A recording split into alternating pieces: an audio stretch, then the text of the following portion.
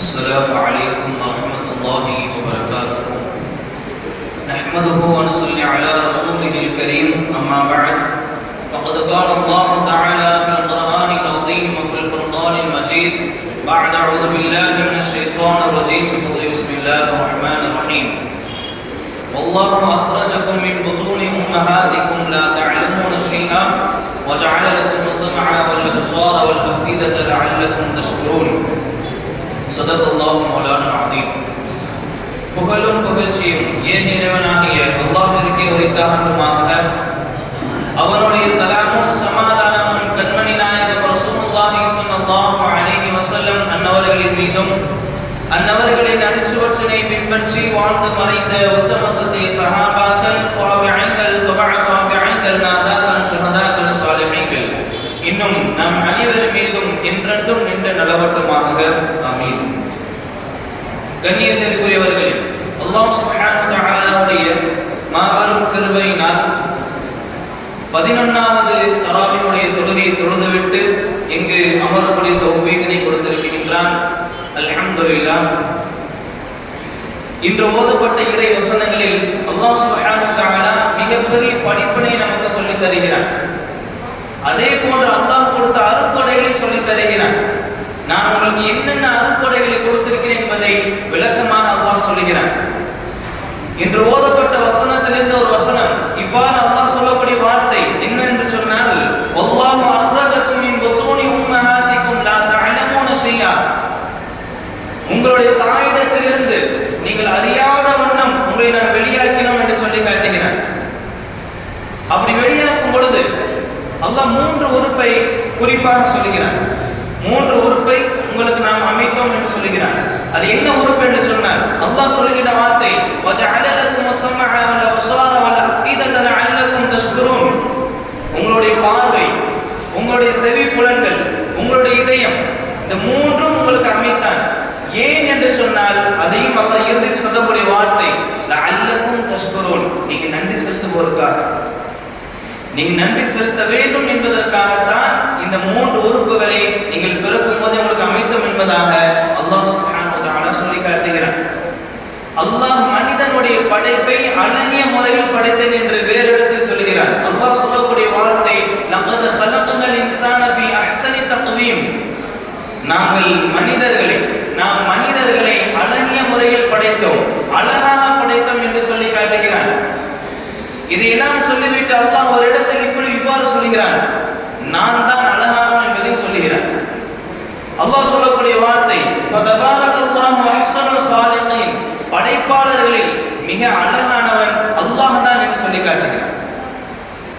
இந்த உலகத்தில் யார் எது வேண்டாலும் படைத்தாலும் சரி, அல்லாஹ் போல் ஒன்றை அமைக்க முடியாது, அல்லாஹ் போல் ஒரு முறையை கொண்டு வர முடியாது, அல்லாஹ் போன்ற ஒரு படைப்பை யாராலும் படைக்க முடியாது என்பதைத்தான் அல்லாஹ் சொல்லக்கூடிய வார்த்தை அழகிய படைப்பாளன் என்று சொல்லி காட்டுகிறான்.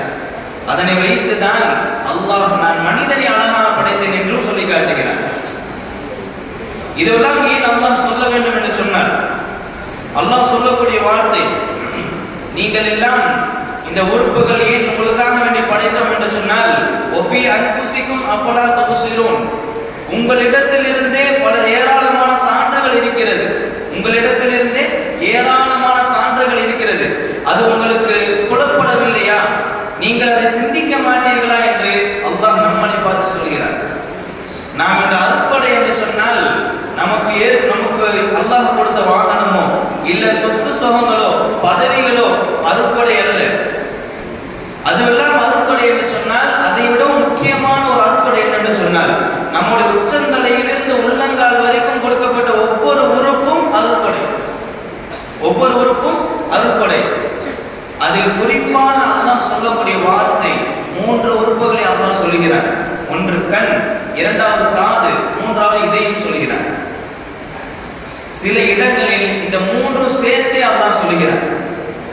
நாம் குறிப்பாக சொல்ல வேண்டும் என்று சொன்னால், அல்லாஹ் தன்னுடைய பரிசுத்த வேதத்தில் பார்வையை பற்றி சொல்லும் பொழுது, கண்களை பற்றி சொல்லும் பொழுது கிட்டத்தட்ட 148 இடங்களில் சொல்லி காட்டுகிறார் கண்களை, பார்வை.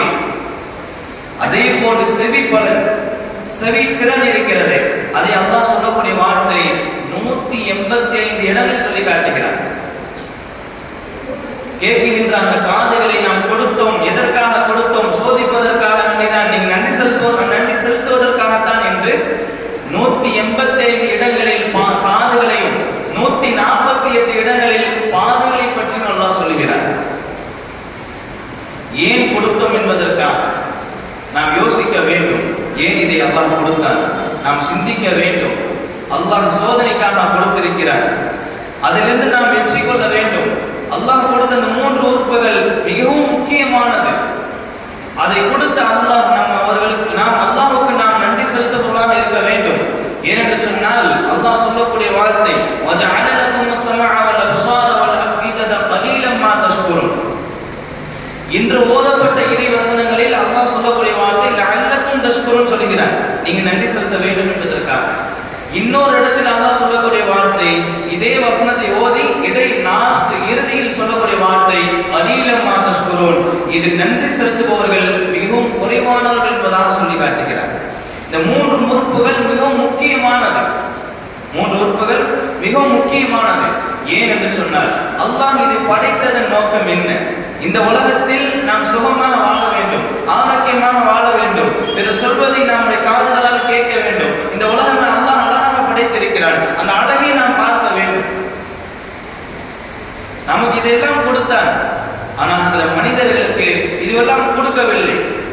அவர்கள் ஊனமுற்றவர்களாக, மாற்றுத்திறனாளிகளாக அல்லாஹ் கொடுத்ததன் காரணம் இந்த 3 பொறுப்புகள் யாருக்கு கொடுக்கப்பட்டதோ அவர்கள் எல்லாம் கொடுக்கப்படாதவர்களை பார்த்து சோதனை என்று நினைத்துக் கொள்ள வேண்டும்.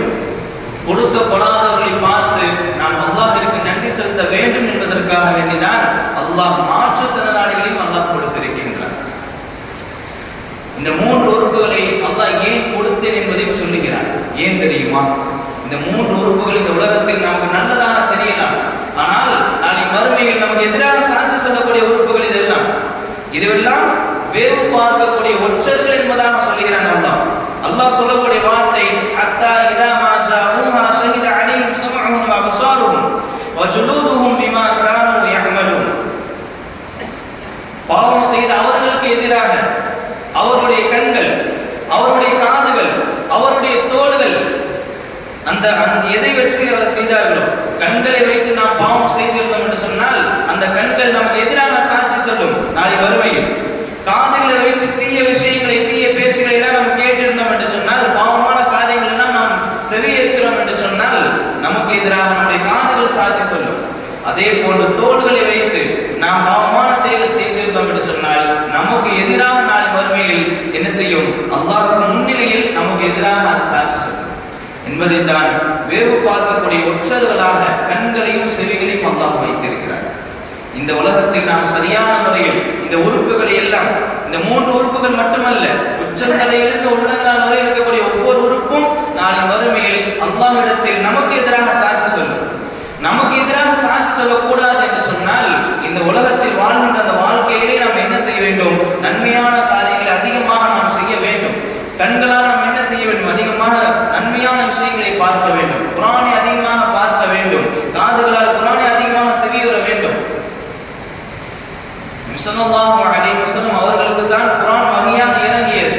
இருந்தாலும் கூட ஸல்லல்லாஹு அலைஹி வஸல்லம் அவர்கள் யார் குர்ஆனை அழகிய முறையில் ஓதுவார்களோ, அழகிய முறையில் ராகமாக எப்படி இறங்கியதோ அப்படி எவர்கள் ஓதுவார்களோ அவரிடத்தில் ஓத கேட்டீர்கள் என்பதாக நபி ஸல்லல்லாஹு அலைஹி வஸல்லம் ஹதீஸ்களில் வரும். காரணம் என்னவென்று தெரியுமா? நன்மையான விஷயங்களை பார்ப்பது மட்டுமல்லாமல், நன்மையான விஷயங்களை கேட்பது மட்டுமல்லாமல் நாம் உள் வாங்க வேண்டும். பார்ப்பது மட்டுமல்லாமல், கேட்பது மட்டுமல்லாமல் உள் வாங்க வேண்டும், நம்முடைய உள்ளத்திலும் இருக்க வேண்டும்.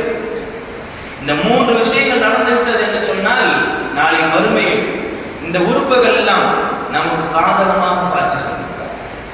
அதே போன்று அல்லாஹ் சொல்கிறான் ஒரு இடத்தில், இந்த 3 உறுப்புகள் ஏன் கொடுத்தேன் என்று சொன்னால் பரிசோதிப்பதற்காக, உங்களுக்கு சோதனை செய்வதற்காக வேண்டிதான் கொடுத்தோம் என்பதையும் சொல்லுகிறான். அல்லாஹ் சொல்லக்கூடிய வார்த்தை தபதனீஹி ஃபஜஅல்னாஹு ஸமீஅன் பஸீரா. நாம் மனிதர்களை சோதிப்பதற்காக செவியுடையவனாகவும் கேட்கிறவனாகவும் அதே போன்று பார்வை உடையவனாகவும் நாம் படைத்தோம் என்று அல்லாஹ் சொல்கிறார். சோதிப்பதற்காகத்தான் இந்த உறுப்புகள் எல்லாம் நம்ம இடத்தில் இருக்கிறது. நாளை மறுமையில் நமக்கு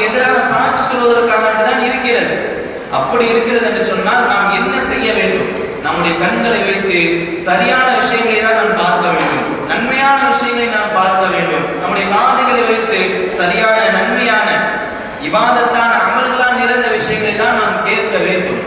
அவ்வாறு இல்லாமல் பாவமான தீய காரியங்கள் எல்லாம் நாம் பார்த்தோம், கேட்டோம், உள் வாங்கினோம் என்று சொன்னால் நாளை மறுமையில் நமக்கு எதிராக சாட்சி சொல்லும். காரணம், அல்லாஹ் சோதிப்பதற்காகத்தான் இந்த உறுப்புகளை எல்லாம் படைத்தேன் என்று சொல்லி காட்டுகிறார். அதே போன்று நாளை மறுமையில் நமக்கு எதிராக சாட்சி சொல்லக்கூடிய உறுப்புகள் இது. அல்லாஹ் இந்த உறுப்புகளை எல்லாம் கேட்பான். அப்பொழுது உறுப்புகள் எல்லாம் நமக்கு எதிராக சாட்சி சொல்லும் என்பதை அல்லாஹ் இன்னொரு இடத்தில் சொல்கிறான். இன்ன ஸமஅ வல் பஸர வல் ஃபுஆத குல்லு உலாயிக கான அன்ஹு மஸ்ஊலா. அல்லாஹ் சொல்கிறான், நிச்சயமாக பார்வை, செவி, அதே போன்று இதயம், இது ஒவ்வொன்றும் அது பற்றி விசாரிக்கப்படக்கூடியதாக இருக்கிறது. அல்லாஹ் இந்த உறுப்புகளை எல்லாம் தனியாக விசாரிப்பார். ஒரு இடத்தில் அல்லாஹ் விசாரிப்பேன் என்று சொல்லிவிட்டு அதோடு நிறுத்திக் கொள்ளவில்லை. இதுவெல்லாம் தனியாக விசாரிப்போம். இந்த விசாரணையில் இந்த உறுப்புகள் எல்லாம் நமக்கு எதிராக சாட்சி சொன்னது என்று சொன்னால், நமக்கு எதிராக நமக்கு பாதகமாக சாட்சி சொன்னது என்று சொன்னால் நாம் நரகத்திற்கு போய்விடுவோம். அல்லாஹ் பாதுகாக்க வேண்டும். அதே போன்று இந்த கண்களை விடவும் செவிகள் தான் சுவனத்துடைய இன்பத்தை அனுபவிக்கக்கூடிய உறுப்பு. சுவனத்துடைய இன்பங்களை முதலில் அனுபவிக்கக்கூடிய உறுப்பு என்று சொன்னால் செவிகள் என்று சொல்வார்கள். காரணம், அல்லாஹ் சொல்லக்கூடிய வார்த்தை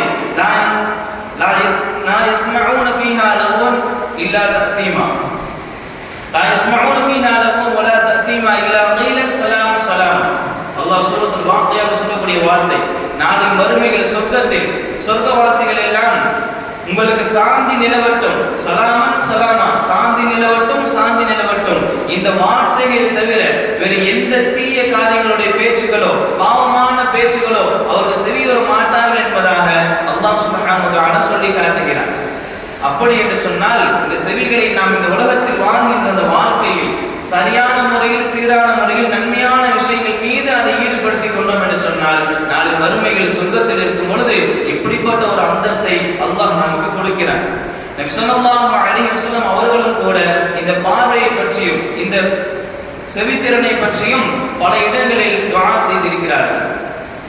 நபி ஸல்லல்லாஹு அலைஹி வஸல்லம் அவர்கள் துஆக்களில் ஒரு துஆவாக நபி ஸல்லல்லாஹு அலைஹி வஸல்லம் துஆ செய்தார்கள், யா அல்லாஹ், என்னுடைய செவிகளுக்கும் என்னுடைய பார்வைகளுக்கும் அதனுடைய உயிர் இருக்கும் வரைக்கும், என்னுடைய உயிர் எதுவரை இருக்குமோ அது வரைக்கும் என்னுடைய பார்வைக்கும் என்னுடைய செவிக்கும், நான் கேட்கின்ற அந்த செவிக்கும் ஆற்றலை கொடு, சுகத்தை கொடு, இயங்கக்கூடிய அந்த ஆற்றலை கொடு என்பதாக நபி ஸல்லல்லாஹு அலைஹி வஸல்லம் அவர்கள் துஆ செய்திருக்கிறார்கள்.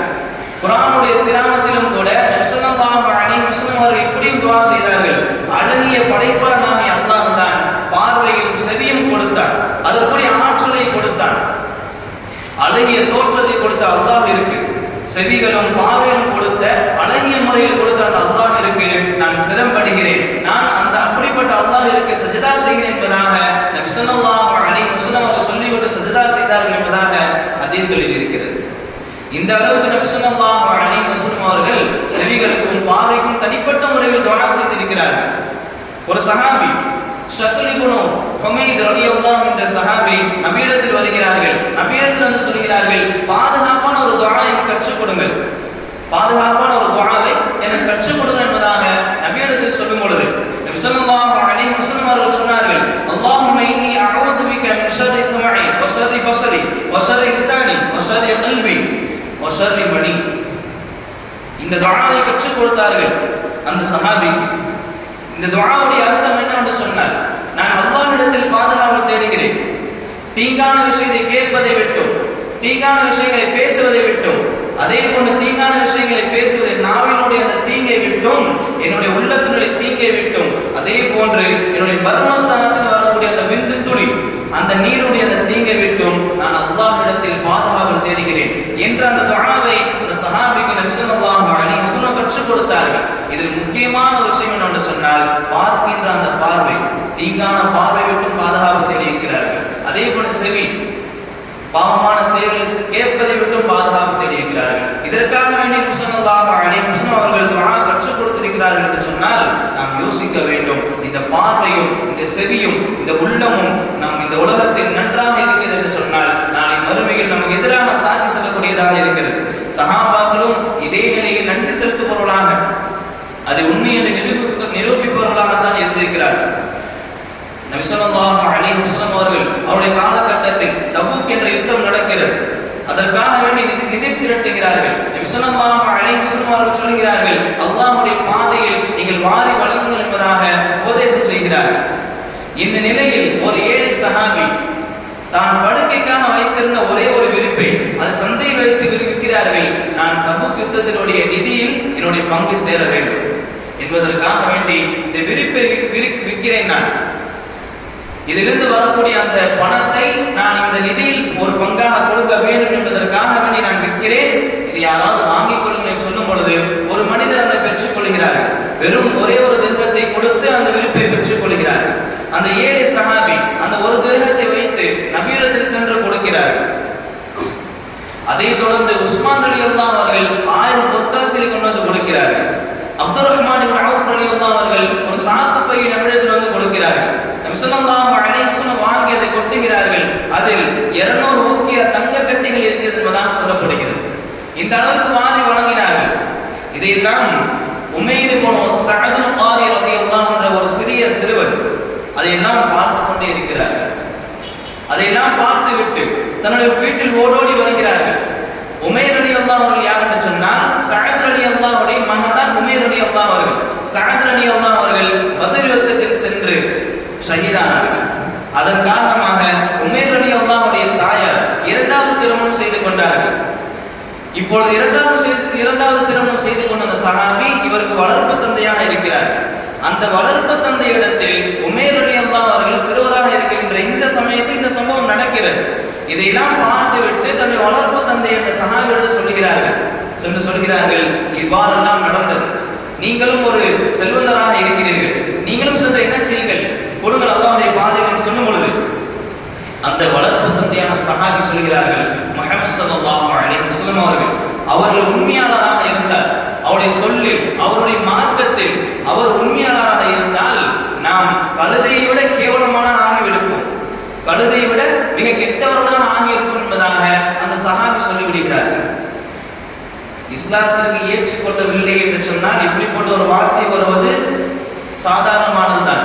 இஸ்லாத்திற்கு வந்ததற்கு பிறகும் கூட, அல்லாஹ்வின் ரசூலும் ஏற்றதற்கு பிறகும் கூட இப்படி ஒரு வார்த்தையை அந்த சஹாபி சொல்லிவிடுகிறார்கள். இதனை அடுத்து அந்த உமைர் ரலியல்லாஹு சொல்கிறார்கள், நான் உங்களை உண்மையாளர் என்று நினைத்திருந்தேன். என்னுடைய மனதில் உங்களை வேறு எந்த ஒரு மனிதருக்கும் எதிராகவும் உங்களுக்கு நான் நினைக்கவில்லை, மிகவும் சிறந்தவராக நினைத்திருந்தேன். யாரையும் என்னுடைய மனதில் நான் உண்மையாளராக, ஒரு நேசிக்கக்கூடியவர்களாக, சிறந்தவராக, நல்லவராக, கண்ணியமானவராக நான் யாரையும் நினைக்கவில்லை, உங்களை மட்டும் நான் நினைத்திருந்தேன். நீங்கள் எப்பொழுது இப்படி போல ஒரு வார்த்தையை சொல்லிவிட்டீர்களோ அப்பொழுதிருந்து என்னுடைய உள்ளத்தில் உங்களுடைய மதிப்பு தூக்கி எறிந்து விட்டது. நீங்க சொன்ன அந்த வார்த்தை உங்களுடைய மதிப்பை முழுவதும் போக்கி விட்டது. அல்லாஹ் மீது ஆணையாக முஹம்மது ஸல்லல்லாஹு அலைஹி வஸல்லம் அவர்களுக்கு நான் சாட்சியாக இருக்கிறேன், அவர் உண்மையாளர், நீங்கள் தான் கழுதை விடவும் கெட்டவர் என்பதாக உமைர் ரலியல்லாஹு சொல்லிவிடுகிறார்கள். இதையெல்லாம் கேட்டுக்கொண்ட அந்த சஹாபி இதையெல்லாம் இந்த பதிலை அவர்கள் எதிர்பார்க்கவில்லை. உடனே தன்னுடைய மகனிடத்தில் சொல்கிறார்கள், மகனே தயவு செய்து இந்த விஷயத்தை, இந்த சொல்லை எல்லாம் நபியிடத்தில் சொல்லிவிடாதே என்று சொல்லும் பொழுது உமைர் ரலியல்லாஹு சொல்கிறார்கள், நான் இந்த விஷயத்தை, நீங்கள் கூறிய இந்த விஷயத்தை நான் மக்களிடத்தில் வெளிப்படுத்தினால் நீங்கள் கேவலப்பட்டு போவீர்கள், உங்களை கேவலப்படுத்தியது போன்று ஆகிவிடும். அப்படி ஒரு கால் அதை நான் மறைத்து விட்டால் முஹம்மது ஸல்லல்லாஹு அலைஹி வஸல்லம் அவர்களுக்கு துரோகம் செய்தது போல் ஆகிவிடும் என்பதாக உமைர் ரலியல்லாஹு சொல்லி காட்டுகிறார்கள். உமைர் ரலியல்லாஹு அவர்கள் சிறுவராக இருந்ததன் காரணமாக இந்த சஹாபி இவருடைய சொல்லை பெரிதாக எண்ணவில்லை. ஆனால் உமைர் ரலியல்லாஹு அவர்கள் நபியிடத்தில் செல்கிறார்கள்.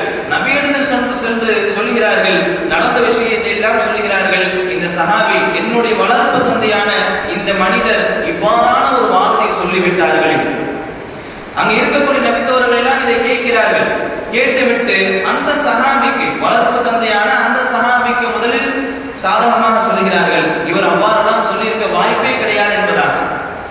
இன்னும் சில நபித்தோழர்கள் சொன்னார்கள், இந்த சிறுவருக்கு சாதகமாக சொன்னார்கள், இந்த உமைர் ரலியல்லாஹு அவர்கள் எங்களோடு தான் சேர்ந்து தொழுவார், இவருடைய முகத்தை பார்க்கும் பொழுது இவர் பொய் சொன்னது போல் தெரியவில்லை. ஸல்லல்லாஹு அலைஹி வஸல்லம் அவரிடத்தில் உறுதியாக சொன்ன வந்த உமைர் ரலியல்லாஹு அவர்கள் பார்க்கிறார்கள். இதையெல்லாம் கேட்டுவிட்டு நபி ஸல்லல்லாஹு அலைஹி வஸல்லம் அவர்கள் அந்த சஹாபி அழைக்கிறார்கள்.